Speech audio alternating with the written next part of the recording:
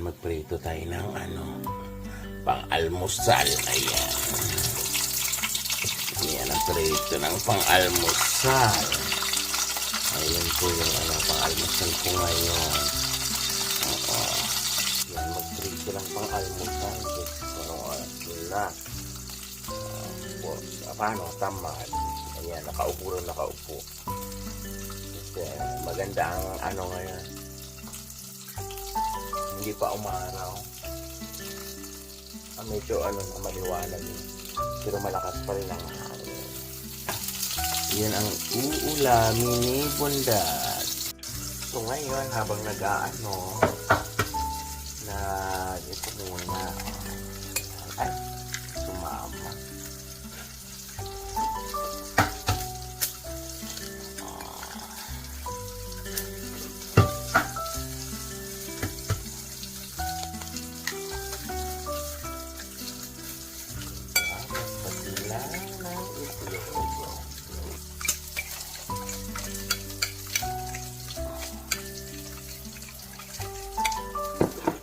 Partner sa almusal. Ngayon, ilagay na natin yung binating itlog.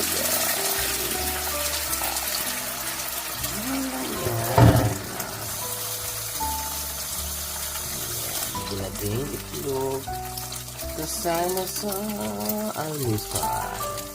Ayan na siya. So, pwede na siyang tanggalin. Tanggalin na yan. So, ngayon, tayo ng garlic.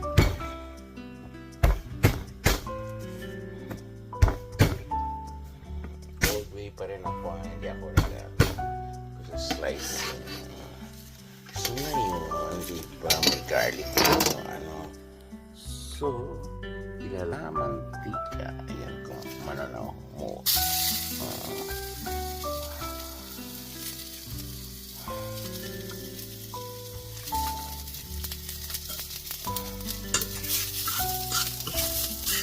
Halo-halo. Ayan. Yung matanggal yung mga balat. Diba? Ganyan yun eh. Wala lang. Ganyan kami. Dati. Yung mga kabat. Ngayon, ilalagay na natin yung kaning lamig. Yung sa Bisaya, pabahaw.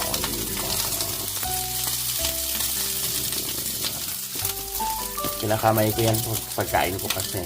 Kaya, ayan lang. Ako lang kakain. Kaya pinakamay ko. Ito na po siya, guys. Halo-halo na lang. Yung mga garlic. Hindi ko pa tinanggal yung mga balat-balat. So, halo-halo. So, ngayon, diba? Magagalit sa amin lahat yung pag kinalanuan. Ayan, tatakpan. So, we'll wait for ilang minute. Ayan, ito na yung niluto ko kanina na tinapa itlog at garlic rice. So, ang tawag dito is silog na may kasamang kapka. So, let's eat mga kalamos. Ito yung almusal ko ngayon. Na ngayon? 8 something na. Kasi panay ang addict sa cellphone. Tingnan mo, ganito yung garlic. Balat ng garlic. Sitapon. Kasi hindi ko tinatanggalan. Kasi pang dagdag din yan. Diba ang lalaki ng garlic?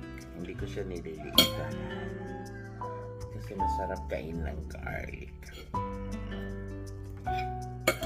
Yan. Kung kayo mahilig kayo sa sausawan, ako hindi. Kasi naman gumawa.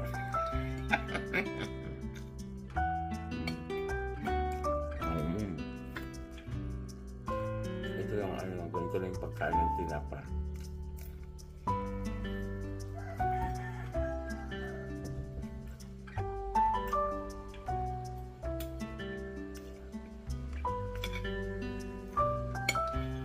Ito ganire. Malipa. May almusal na.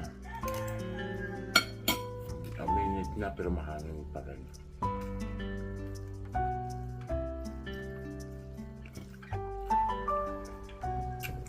Ito ang forecast sa Guam. Kala namin uulan ng Wednesday, hindi kami nagtinda. Tapos hindi umulan, kahapon umulan. Di nga, kain na lang.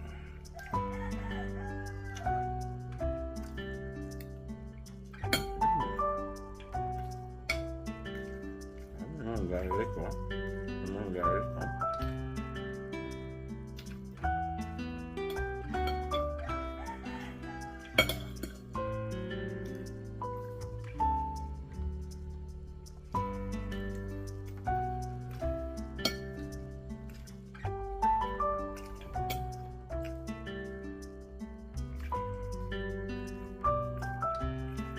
Nakita niyo ako pulo kain, di ba?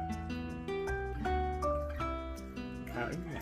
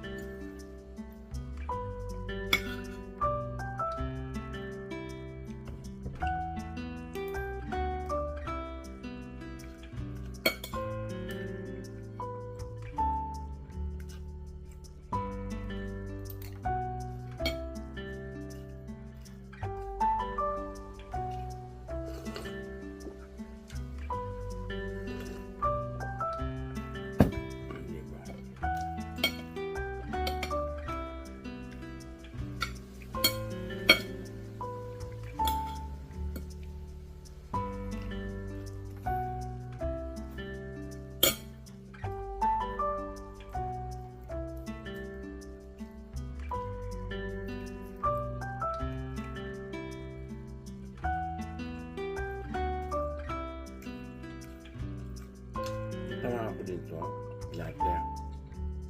Nagbenta dito ng tinapa. Bagong luto daw. Garanti bagong luto kasi nakalagay pa sa lalagyan. Ngayon, ang sabi sa akin, ano daw, freshly cooked. At saka fresh. Masariwa daw yung isda. Nung nakita ko, isiwala yung ulo at saka katawan.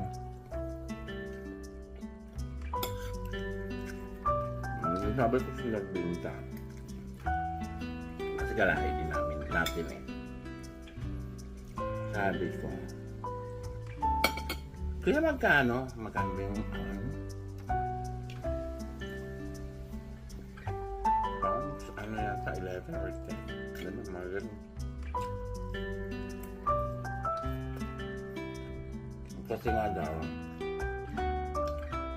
fresh ko daw yung isda. Nung nakita kasi ba wala yung katawan sa ulo. Hindi sabi ko, ano yung paano naging fresh yan kung humiwalay na yung katawan? Diba? Comment ka kayo sa below kung fresh yun pag naghiwalay, pag niluto mo yung isda, hiwalay yung ulo at saka liig. Fresh pa ba yan?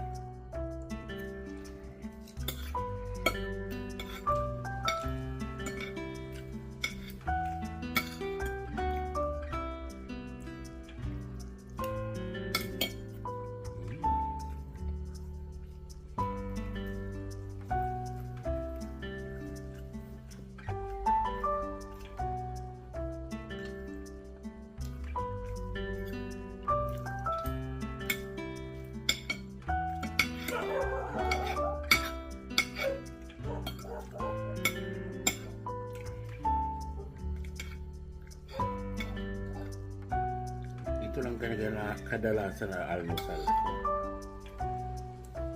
Kasi kung hindi tuyo. Kasi minsan talaga bumibili ako ng tinapa. Yung itlog naman kasi palagi na talaga. At kung sa probinsya pa, maraming itlog doon.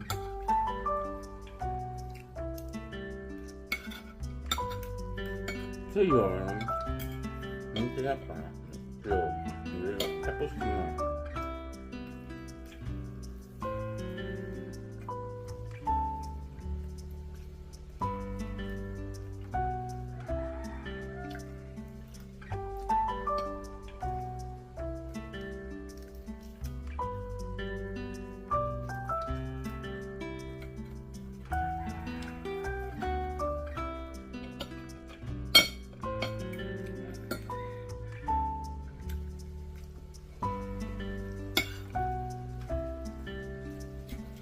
Umiinom po ako ng tubig, ha?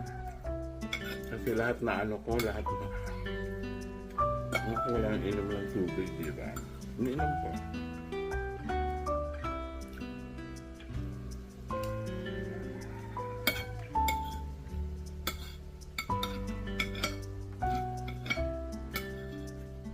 Malakas na naman hangin.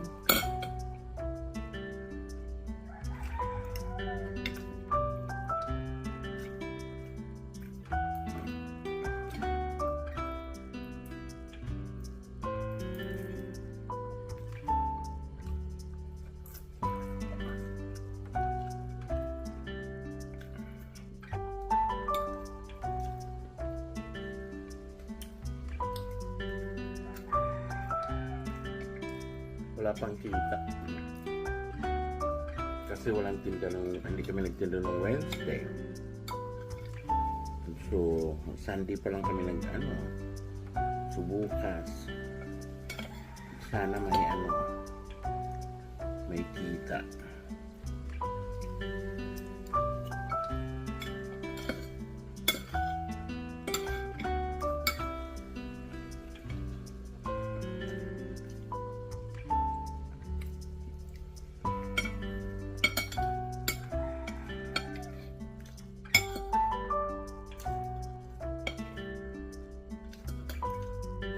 Kung sabihin nyo, mabilis akong kumain talaga.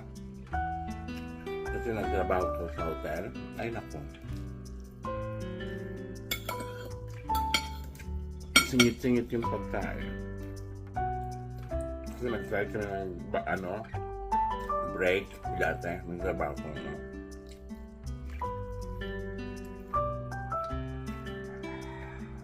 Kaubo ko lang. Pinatawag na. Mag-duty na daw.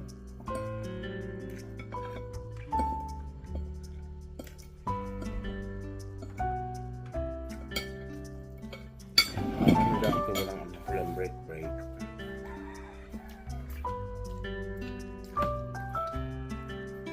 Diba?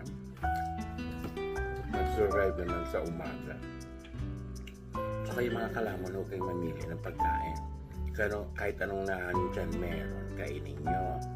Kasi maraming hindi kumakain.